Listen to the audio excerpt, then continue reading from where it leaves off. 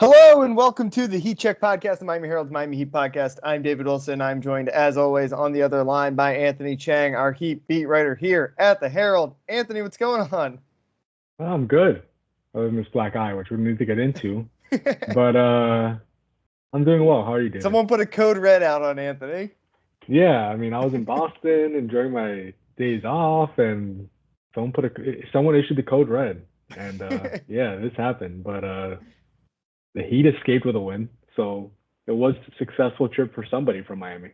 Yeah, very fun Heat game last night. The kind of game we're talking Wednesday afternoon, I guess, or sorry, Thursday afternoon, I should say. The kind of win that makes almost makes like a miserable, like it's the reason you want to make the playoffs, because no matter what happens, like a win like that is very fun to be a part of. As obviously the players seem to be having a lot of fun, but fans too. We'll see if it amounts into anything going forward. But just first of all, before we get into maybe like actual takeaways and what a win can mean for trying to make this a really competitive series, well, what do you think of that game last night? I mean, it came in some ways out of nowhere, but also in some ways like no surprise, right?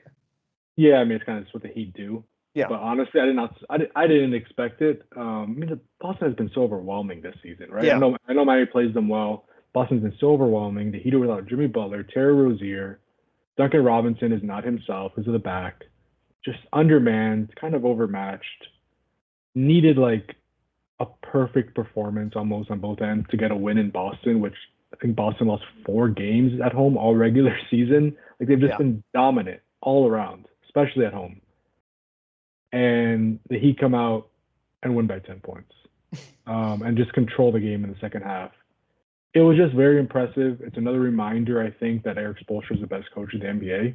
And yeah, some of it is execution. Like guys have to make shots, right? It's not Eric Spoelstra like making those shots. It's Caleb Martin going 5 of 6. It's the adjustments he made, which we'll get into. But the adjustments, not only to take more threes, but the way they were generating the threes was very intentional. It wasn't just like, oh, we're just going to chuck up threes. Like they were good looks. A lot of them were wide open. And then defensively to go from playing a lot of zone, playing a lot of drop, which the Heat have done pretty much for most, at least the last few months of the regular season. They started switching almost everything. And that really flattened Boston out and got them to play one-on-one a lot offensively, and that's not what Boston does. They sent less double teams, less help, and it kind of limited Boston's three-point opportunity. So when the first game looked like there's a math problem for the Heat, like the Heat can't keep up with their Boston's three-point shooting because Boston has been a prolific three-point shooting team all year, and then they outscored the Heat by 30 points from three in game one.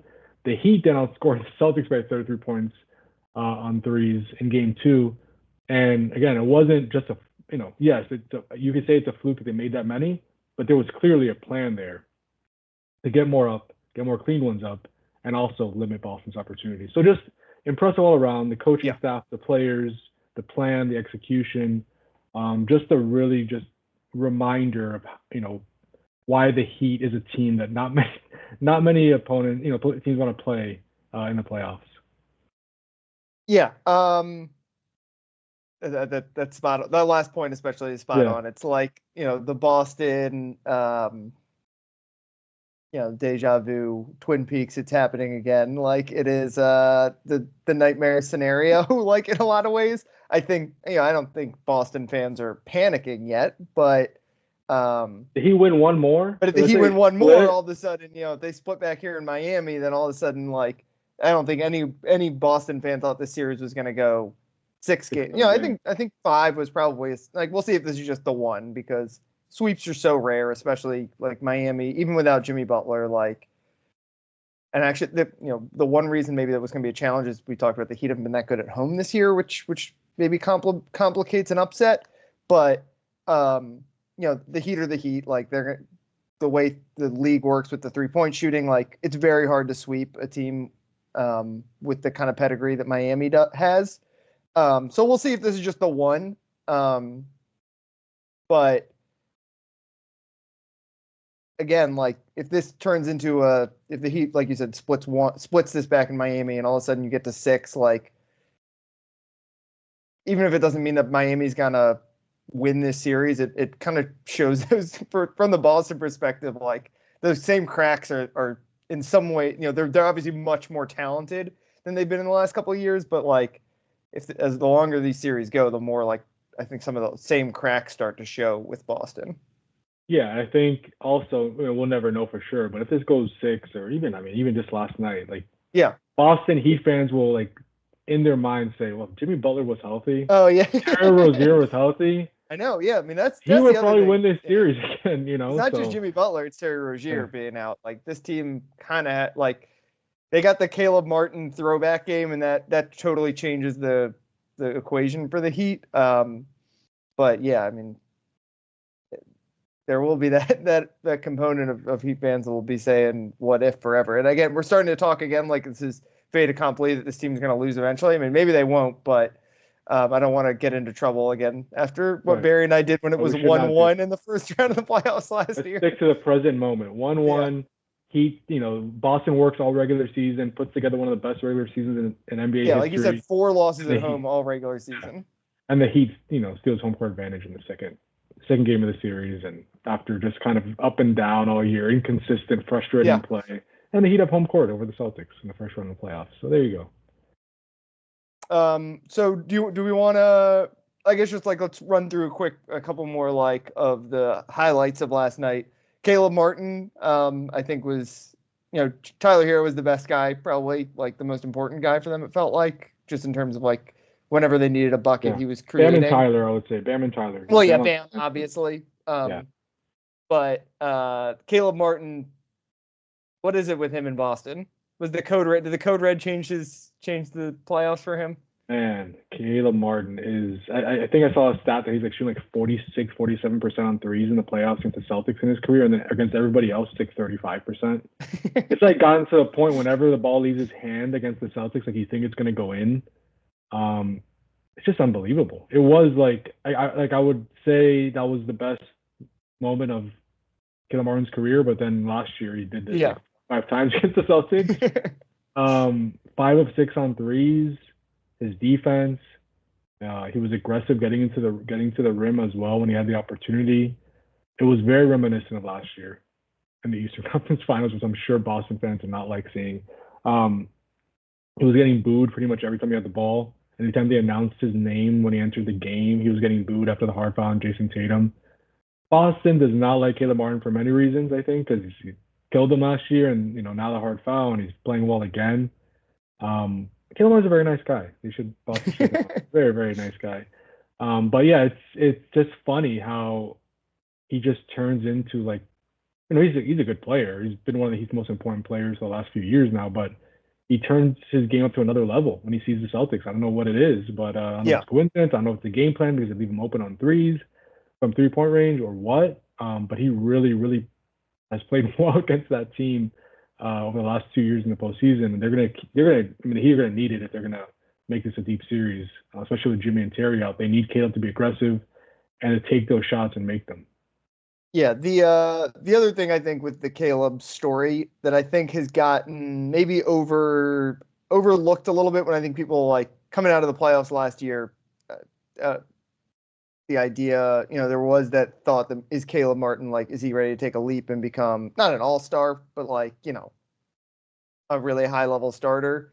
Right. And obviously that did not happen this year, but I think the injuries have kind of been overlooked for him this year. Where like, no, he's never gonna be what he is against Boston in the playoffs against everyone, because that would make him Michael Jordan or LeBron James essentially. But when the injuries really derailed him this year. Like he's better than he showed. He's somewhere between what he showed in the Boston series last year and the regular season this year, I think. And obviously last night he was what he was in the Boston series last year, but especially with Jimmy and Terry out, like he's gonna be much more productive in this series, and at least as long as those guys are out, than I think he was in the regular season. He has to be. I mean, they just don't have they won't be able to score enough points if he's not putting up double-digit points. I mean, they just, with the personnel that's missing and Duncan again not being himself, like he needs to be the third or fourth best offensive player for this team. And that doesn't mean scoring 4 or 5 points. Like, he could do that when everyone was healthy and just kind of like pick up the scraps and just play defense and make some effort plays and, get put back dunks and stuff in transition. But now, I mean, yesterday, one of the adjustments they made was he was bringing the ball up the court instead of Tyler Hero, because in that first game, Tyler was bringing the ball up the court and Celtics were pressuring him and kind of getting him off the ball and really made life tough on Tyler. Now, Caleb was bringing the ball up and they were kind of getting the ball to Tyler and, when on the move, like on dribble handoffs and stuff like that, and then it kind of freed him up. So there were just so many layers to just the game plan that he put together that worked. It wasn't, again, a lot of it, it helps you make 23 threes, most in franchise history in a playoff game, and I think second most ever in a franchise history in any game, and one of the most NBA playoff history as well. But that's how they got to those threes. It's holding Boston, the top offense in the NBA in the regular season, to 40 points in the second half. And I feel like that hasn't been mentioned enough. Boston scored 40 points in the second half. You talk about all the threes you want. If you don't hold Boston to 40 points, they score like 55.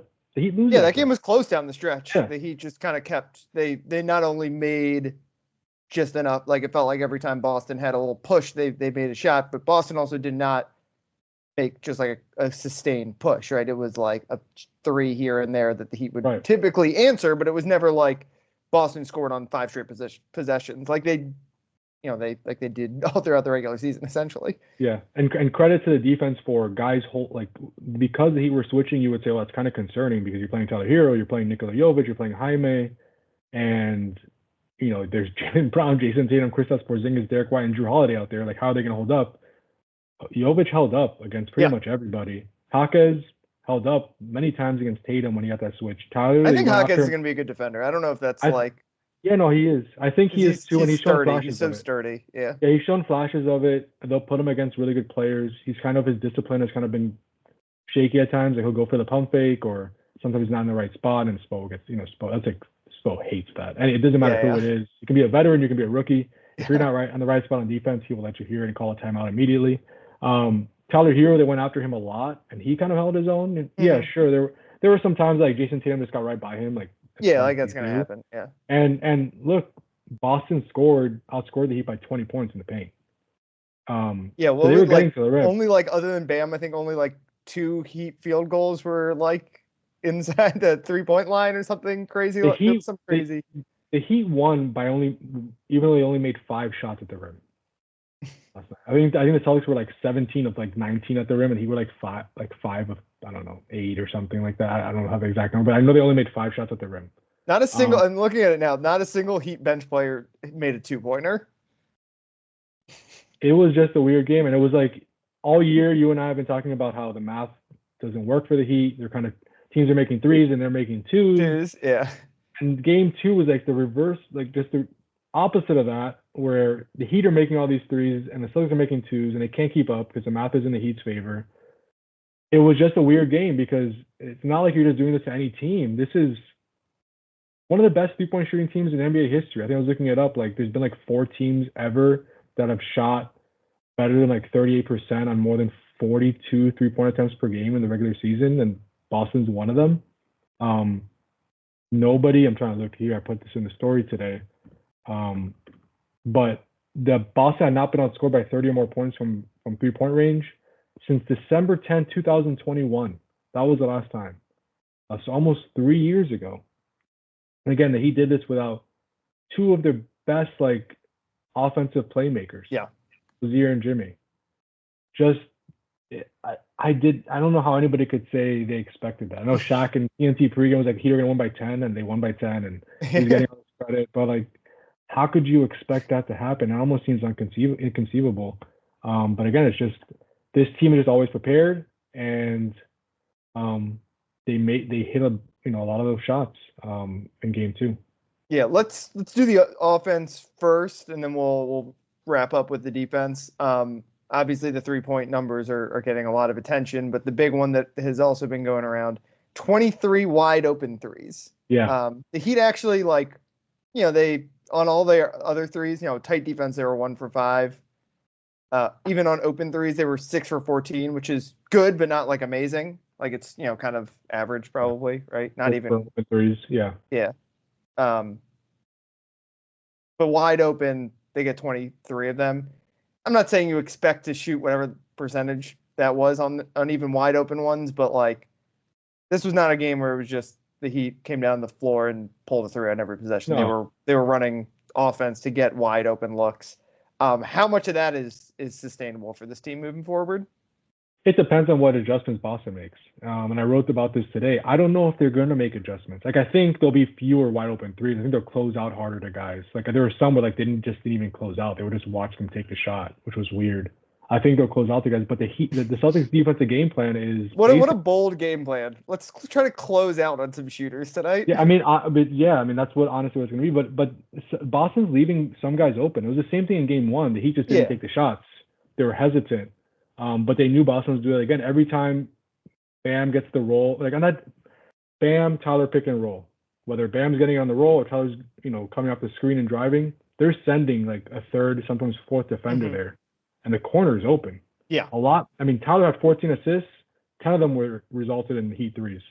So that was like the action that was opening up those shots for the Heat. And they were mostly open because Boston is committed to kind of, those are the Heat's two best players, right? So Boston's saying we're going to take away two best players. That part of it is a gamble worth making. Like you're banking on Jovic, Martin, and Jaquez, and Haywood Highsmith, who are all like varying degrees of mediocre shooter. Like none of them are great 3-point shooters, and all three of them obviously were money last night. Or money, and on the other side you have one of the best 3-point shooting rosters in the league.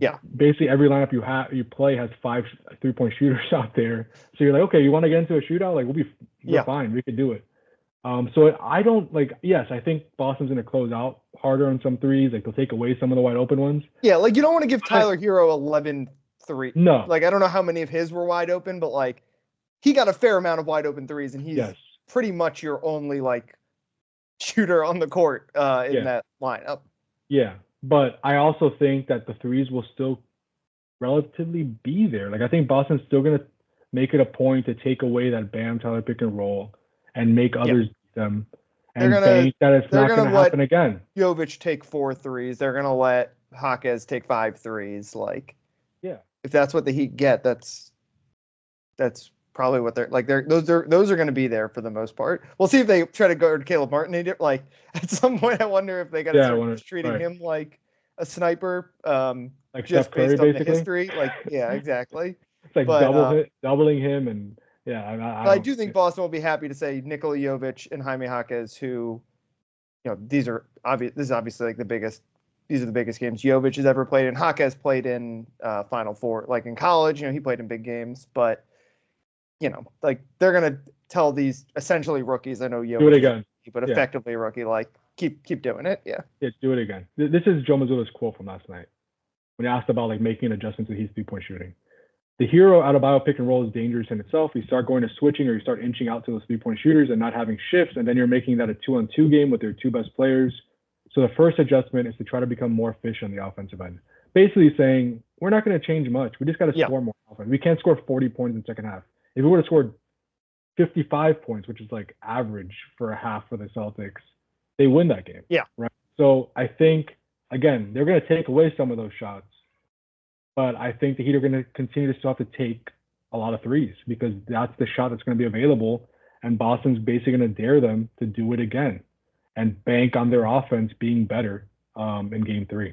Yeah. Yeah, because that Hero, as good as Hero and Bam were, a lot of it is because Hero had 14 assists, right? Yeah. Like if 6 of those shots don't go in, 24 and 21 for your 2 best players is like pretty good, but it's not, you're seeing these playoff games where the best guys on the floor are 35 upwards of 30. Yeah, exactly. So they were great and super efficient, and at a certain point though, there might have to be a game where Tyler, Bam, it's like, he's not gonna, maybe he'll touch third, like he's just not the way his game, that pick and roll works. He's not gonna be a guy who's gonna score like 35 for you, but there might have to be a game if the Heat are gonna win this series, like where Tyler goes for 35, like where the 3-pointers aren't falling and he says, okay, I need to just, instead of taking 13 shots, I need to take 25 shots, and I'm going to have to try to win this offensively. And they're trying to limit his shots, actually. Like, they're trying, you know, again, on that pick and roll, they're trying to get the ball out of his hands. Yeah. And most of his shots were threes, like spot-up threes, basically, like I said, you know, getting the ball on the move when after Caleb Martin dribbles it up court and kind of getting him in the flow of the offense and him pulling up for that three-pointer. Like, they weren't a lot of self-created shots. Mm-hmm. So they're trying to limit his opportunities, again, because they know, again, with Jimmy and Terry out and Duncan on himself, Bam and Tyler are clearly his two best offensive players. If we can, that's going to be their go-to action. Jimmy, Tyler, and Bam pick and roll. If we can slow that down and let other guys beat us, they like their chances, and I don't blame them. Like, I kind of think that strategy is smart. Yeah. It just didn't work in game 2 when the Heat made a record number of threes. Well, and I think the other thing, like, the Celtics are going to say, oh, we'll let him do it again. The Heat aren't going to just do that again. That's the other thing. It's like they're not going to just take 43 threes on when's the next game? Friday? Saturday. They might have to, though. They might have to, but like they're going to have another. They're not going to run the exact same offense they did again. They're going to have new wrinkles. I'll be interested to see. You know, like, are they going to trust that Caleb Martin is going to keep shooting that way, or are they going to, you know, bet more cuts and stuff like that? Like, there are going to be ways that if they're not going to guard your guys out on the perimeter, you can do more than just kick it to them and tell them to shoot. Like, there are other ways that if they're essentially going to try to make you play 2-on-4, like, it doesn't just mean that the other 3 guys are getting open threes. It means they're going to get open shots, and the Heat have to do. They're going to have to, because they can't count on shooting 53%. They're going to have to get creative with how to make those shots higher percentage looks. Yeah, maybe not that you can get higher than 53%, but it's just not going to happen again. Yeah, I mean, you get that many wide open, maybe, I guess. But maybe. But chances are probably not. It's very hard to shoot 50% on threes in any game, let alone a playoff game.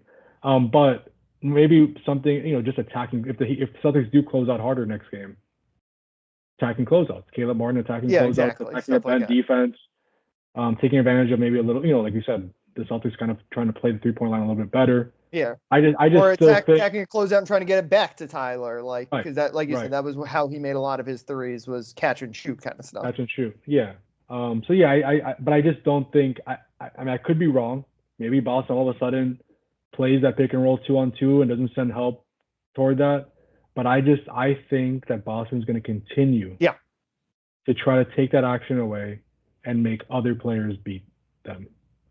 So it'll be interesting to see how the Heat respond, like what adjustment, if any, like, or how big of an adjustment Boston make. Like, they'll make an adjustment, obviously, but how big of an adjustment they'll make, it'll be interesting. The interesting thing with Boston is, like, in some ways they're like the Mike Budenholzer Bucks, right? Where it's just like, we kind of trust our talent. We trust the math of this. We trust the math, and we're just we're gonna keep smashing into this wall until it breaks. Right. I mean, that's in a lot of ways been probably the reason that Boston is. I don't want to say they've underachieved, but, you know, they've gotten upset, I think, in pretty much every one of these playoffs over the last couple of years, even going back to like when they probably should have beaten the Warriors in 2022. You know, they're kind of just they have a style and they stick to it. Especially with since Joe Mazzulla took over. So we'll see if they make adjustments or if they trust that we're a lot better than Miami, because all the math says they are much better than Miami. Yeah, I mean, they had the first best offense, second best defense. So yeah, they're clearly a better team. But again, the longer this series goes, it only needs to happen 3. I mean, it's not only, but still, now it's not 4 times it needs to happen. Now it's only 3 more times they need to have like a great shooting performance or get hot, and they could pull off one of the biggest upsets in NBA playoff history. I mean, this would go down. I still don't think it's going to happen. Like, obviously, I'm not predicting that, but it's 1-1 right now. If the Heat split at home and this gets, you know, to 6-7 games at that point, like we've said, another Caleb Martin 7 3-pointer game, and they could pull it out, right? So and the longer this goes on, you've got 2 important guys who are recovering from injuries for the Heat. Like, who knows if they'll be back at any, like, I don't know. There's not seem to be like a whole lot of clarity. I mean, obviously it's the playoffs. It's hard. You're never going to get that much clarity on when these guys might be back, but, you know, Boston was really hoping to take care of this in 4 or 5 and not have to even worry about the looming threat of one of those guys getting back. If this gets to 6 or 7, who knows? I wouldn't. I don't know. This is just my hunch, but just watching Jimmy Butler on Instagram, it doesn't seem like Jimmy Butler. Well, I was gonna say I wouldn't. I don't think it's gonna happen. But if this gets to 6 or 7 games, it'd be interesting to see if he would try. I don't think he obviously would be 100. He wouldn't be 100%. But would he try to make himself available? All of a sudden, this goes to 7 games. All the pressure is on Boston. Not all the pressure is on Boston anyway. Like game 3, like all the pressure is on Boston. No, everybody thought it was gonna be a sweep. At this point, like you look at Heat Twitter, they don't even care what else happens in this series. They're just gonna enjoy this win in the next 2 days, next 72 hours. This is like very fortunate that they got 2 days off, right? They're gonna make the most of this. This is why, like, they wanted, some Heat fans didn't want to make the playoffs, but this is why. This is as I said at the top. This is why you want to make the playoffs, because even if you lose, it's fun. Like you get one of the, like it would have been miserable if they got swept, right? Like there is that possibility, but like this is fun. Yeah, just get one. What do you think of Jimmy's Instagram post? This is ultimate troll of Jimmy. Just funny. You can tell he was ready with that. Like he was waiting for that one win. Who made the Photoshop for him? He has a bigger content team than the Miami Herald. So I don't know. It's like somebody like one of the 20 people on his team. Okay, so the offense, it kind of feels like it is what it is, as we said. We'll see. I'll be very interested more to see how the Heat adjust and what Boston does, because again, doesn't look like they're gonna do a whole lot. The defense, as you know, is really kind of like that's the Heat scored 111, which is that wins you playoff games now, but not guaranteed. You hold a team to 101, especially a team like Boston, you feel pretty good. What do you make of the defensive game plan for Miami, and can it hold and help them steal another game here back in South Florida? Yeah, it's interesting. I did not expect them to start switching more. It kind of makes sense on looking back on it, but there's so many. You would think there's so many matchup advantages for Boston that you're like, why would you switch, right? But it worked. They didn't play zone much. I mean, Boston is obviously prepared for the Heat zone.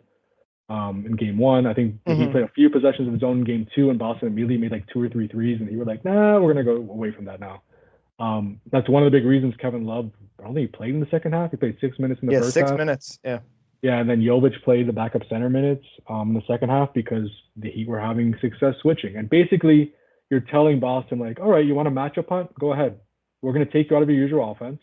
You want to play one-on-one basketball with Jason Tatum or Jaylen Brown and Tyler Hero, and like kind of, slow down your offense and play differently than you're used to, then we're fine with that. And that was the game plan. And it worked. Like, yeah, there were some times where Jaylen Brown and Jason Tatum took advantage of those matchups. I mean, they had big nights. They had Brown at 33, Tatum at 28.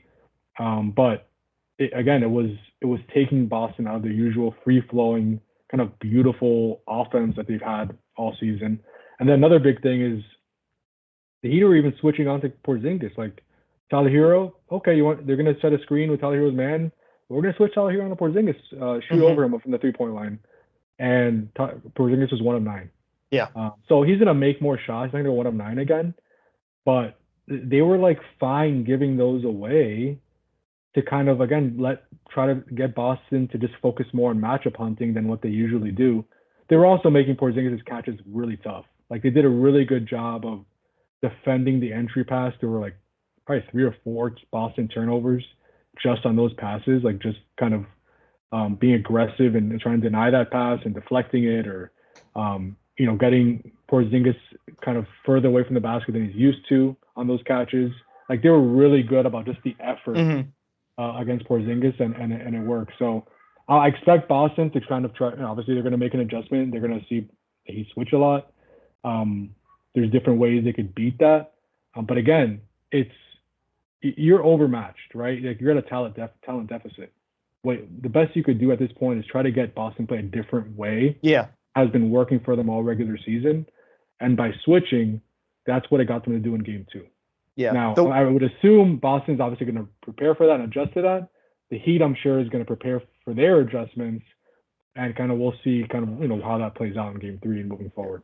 The way Heat fans are driven crazy when Bam won't attack a mismatch, I can't even imagine what they would be like with Kristaps Porzingis, who I think Kristaps Porzingis is really good. Yeah. I watched him a fair bit, like when he was a Wizard last year, and obviously he was kind of one of the bright spots on that team. But yeah, it's like you can put smaller guys on him because that's kind of not his game. The other point I think is you mentioned Boston has so many mismatches that, but they almost like maybe they have so many mismatches that you can switch. It's like no, but it's like who cares? Like you've got your starting lineup: Tyler Hero, Jaime Jaquez, Nikola Jovic. Like those are three below average defenders, probably. Yeah. They held their. Give them credit though. They held their own.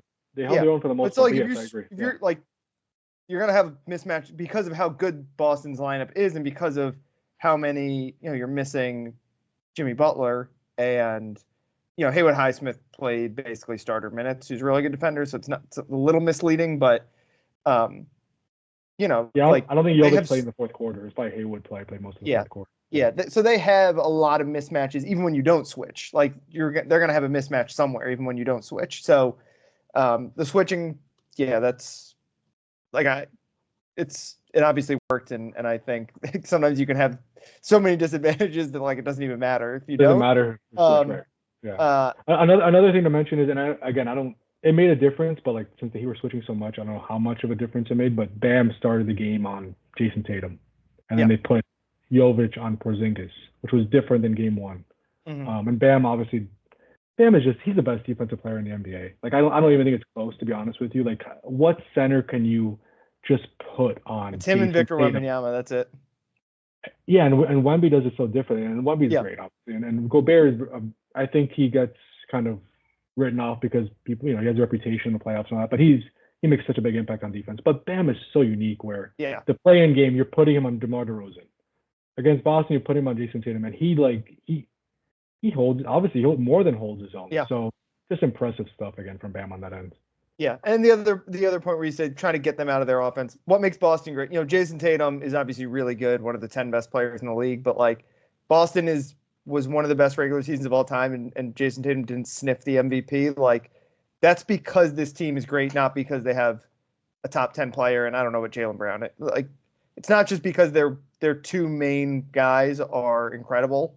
It's because their fifth guy is incredible. Right. And when you switch like that, you tempt, especially a guy like Jason Tatum who idolizes Kobe and wants to be kind of thought of as one like an MVP type guy. You tempt him. It's hard to get over that temptation, and in some ways that's gonna be Boston's biggest offensive adjustment. Is like, can we not get tempted into just playing one-on-one ball? Yeah. Because that's not what we're good at. Yeah. Yeah, no, it's interesting. It was like a very thoughtful strategy by Eric Spoelstra and the coaching staff of like, yes, we're overmatched and this offense is like one of the best ever, but how can we get them to play differently? And it's kind of counterintuitive again, because like you said, there's so many mismatches that Boston can turn to kind of take advantage of, but it worked out of their normal rhythm and their normal flow. All right. Got any final thoughts before we close things out here? Don't let the Heat get two. Don't let the Heat get two. That would be next week on Wednesday. Wednesday is Game 5. So you and I could be talking after the Celtics win the next 3, or you and I could be talking about this series going back to Miami for Game 6, and Jimmy Butler getting ready to come back. And rumors of Jimmy Butler possibly returning at some point late in the series, Boston ideally probably didn't want this pressure going up to Miami, but now like all the pressure is on them.